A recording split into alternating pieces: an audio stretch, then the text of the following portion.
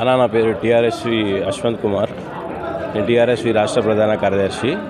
నిన్న నైట్ మనకి ఇన్సిడెంట్ జరిగిందని ఒక విద్యార్థి ఫోన్ చేయడం జరిగింది.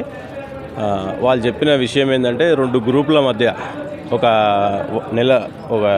వారం కింద 2 గ్రూపుల మధ్య చాలా వివాదం జరిగింది అనేది ఇదే ఇన్సిడెంట్లో జరిగితే ప్రిన్సిపల్ గారితో మేము ఫోన్లో మాట్లాడినాము.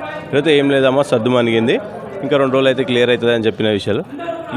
ఏదైతే ఈ సూసైడ్ జరిగిందో అది ఆ 2 గ్రూపుల మధ్యలో జరిగిన ఇష్యూ బేస్ చేసుకొని సూసైడ్ జరిగిందా, లేదంటే ఈయన పర్సనల్ ప్రాబ్లంతో సూసైడ్ జరిగిందా అనేది ఒక విషయం తెలియాలి. అదొక క్వశ్చన్ మార్క్ ఉంది. అయితే ఇప్పుడు మనకి యాజమాన్యం ఏదైతే మనకు చెప్పిన ఇన్సిడెంట్ ప్రకారం చూస్తే ఇదైతే ఆయన పర్సనల్ ప్రాబ్లమ్స్ అవి ఇవని చెప్తుండ్రు.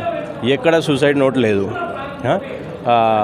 ఎమర్జెన్సీ వాళ్ళకి ఇట్లా తెలిసిన 10 నిమిషాలే డెడ్ బాడీని క్యాబ్ బుక్ చేసుకొని మరీ గాంధీకి పంపించాల్సి వచ్చింది. సో యాజమాన్యం 100% ఈ పిల్లలను ఏదైతే పెట్టడానికి హాస్టళ్ళల్లో ఉంచడానికి ఏదైతే ఉందో ఈ చైతన్య కాలేజ్ మాత్రం 100% ఫెయిల్ అయింది. ఈ విషయంలో ఫెయిల్ అయింది. ఇది చూసుకుంటే 15-20 రోజుల కింద ఇదే కాలేజీలో ఇదే చైతన్య యాజమాన్యంలో 4వ ఎపిసోడ్ 4 విద్యార్థులు చనిపోయారు. 2 నెలల వ్యవధిలో 4 చనిపోయారు. ఎడ్యుకేషన్ మినిస్టర్ ఎవరైతే మన ముఖ్యమంత్రి ఎడ్యుకేషన్ మినిస్టర్ అంటుండో ఆయన అయితే దీని మీద నిమ్మకు నీరెత్తినట్టే ఉన్నాడు.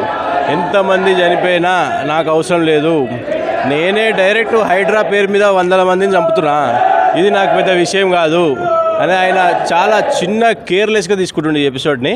మేమైతే దీని మీద చాలా తీవ్రంగా చేద్దాం అనుకుంటున్నాము. ఎందుకంటే 15 రోజుల వ్యవధిలో మీకు ఇది 4వ ఎపిసోడ్.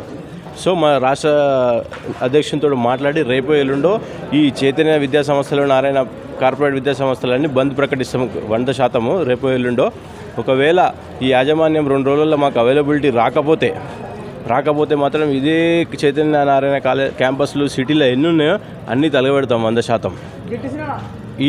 ఈ సూసైడ్కి ఎపిసోడ్ ఏందో రేపటి వరకు మాకు క్లారిటీ రావాలి అనేది టీఆర్ఎస్ తరఫున డిమాండ్ చేస్తున్నాం.